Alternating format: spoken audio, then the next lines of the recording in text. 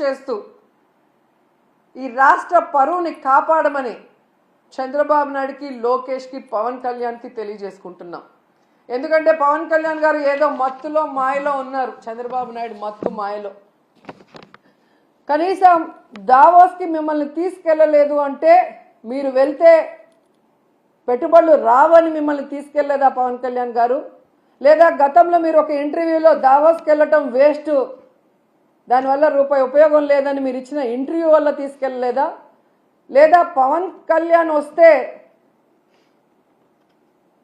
లోకేష్కి ఇంపార్టెన్స్ తగ్గిపోతుందని తీసుకెళ్ళలేదా? ఇది మాకు చెప్పకపోయినా పర్లేదు, కనీసం పవన్ కళ్యాణ్కి జనసేన కూలీలకి చెప్పాల్సిన అవసరం ఉందని కూడా ఈ సందర్భంగా తెలియజేసుకుంటున్నా. ఎందుకంటే అంత పెద్ద వేదిక మీద లోకేష్ సీఎం అయితే బాగుంటుంది, డిప్యూటీ సీఎం అయితే బాగుంటుంది అని ఎలా భజన చేశారో, ఆ భజన చూసి పారిశ్రామికవేత్తలు ఎలా అవాక్కయ్యారో కూడా అందరూ గమనించారు.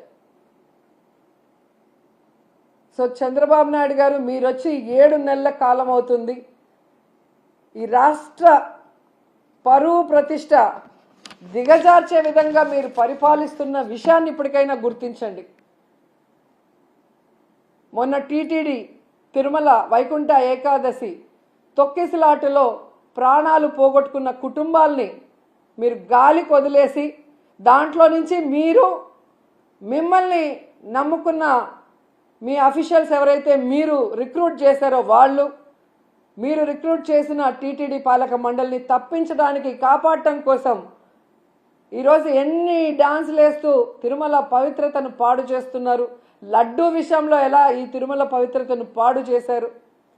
అలాగే మహిళల మీద ఇన్ని అఘాయిత్యాలు, ఇన్ని అత్యాచారాలు, హత్యలు జరుగుతుంటే కూడా మీరు దాన్ని ఎవరి మీద నెట్టాలి, ఏ పార్టీ మీద నెట్టాలన్న ప్రయత్నం చేస్తున్నారే తప్ప వాటికి అడ్డుకట్ట వేయకపోవటం ఈ రాష్ట్ర ప్రజలందరూ కూడా గమనిస్తున్నారు. ముఖ్యంగా పవన్ కళ్యాణ్ గారు లా అండ్ ఆర్డర్ ఫెయిల్యూర్ అయింది, హోమ్ మినిస్టర్ ఫెయిల్యూర్ అయ్యారని చెప్పి అంత చెప్పిన తర్వాత కూడా ఇంతవరకు మీరు లా అండ్ ఆర్డర్ మీద దృష్టి పెట్టలేదు అంటే ఈ రాష్ట్ర ఇమేజ్ ఎంత దిగజారిపోయిందో దావోస్ పర్యటనలో మీకు ఒక్క ఎంఓయూ కూడా అవ్వకపోవటం అనేది ఇప్పటికైనా తెలుసుకొని రాష్ట్ర ప్రతిష్టని, పరువుని పెంచే విధంగా మీరు పరిపాలిస్తారని ఆశిస్తున్నాం. అలాగే ఈ రాష్ట్రంలో తప్పుడు కేసులు, ఈ రాష్ట్రంలో మీకు నచ్చని వాళ్ళ మీద ఏదో రకంగా కక్ష సాధింపు చేయాలి అంటే అది కరెక్ట్ కాదు. ఎందుకంటే ఎప్పటికీ మీరు ఉండరు. రాబోయే కాలంలో జగన్మోహన్ రెడ్డి గారు ఖచ్చితంగా ముఖ్యమంత్రి అవుతారు. ఎందుకంటే ఇప్పటికే ప్రజలు మీకు ఓటేసిన దానివల్ల వేసిన వాళ్ళు బాధపడుతున్నారు. ఈవీఎంల వల్ల మీరు గెలిచారనుకున్న వాళ్ళు మీరు దిగిపోవాలని ప్రార్థనలు చేస్తున్నారు.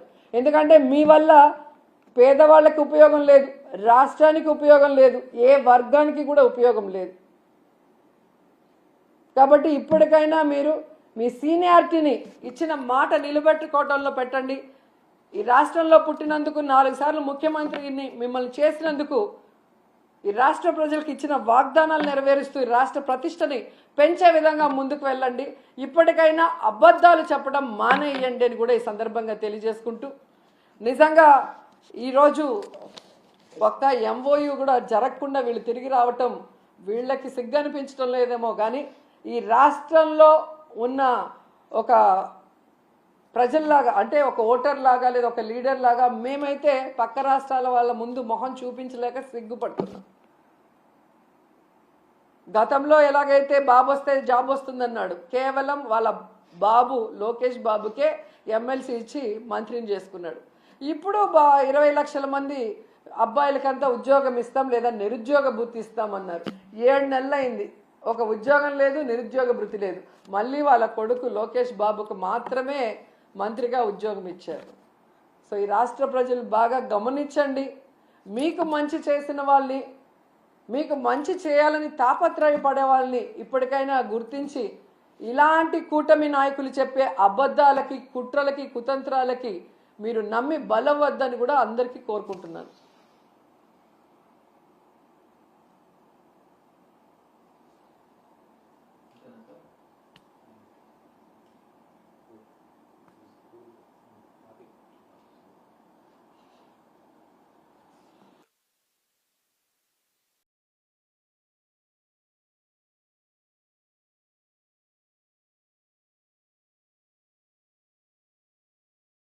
అయితే అర్థం కావట్లేదు. దీనికైతే ఓ కారణం ఉంది. ఇది కేవలం చంద్రబాబు నాయుడు గారి పరిపాలన వల్లే ఈ రాష్ట్రానికి ఈ అవమానం జరిగింది అనటంలో ఎటువంటి సందేహం లేదు. ఎందుకంటే మీరు చూస్తే ఈ చంద్రబాబు నాయుడు, లోకేష్ ఈ దావోస్ పర్యటనకు వెళ్ళే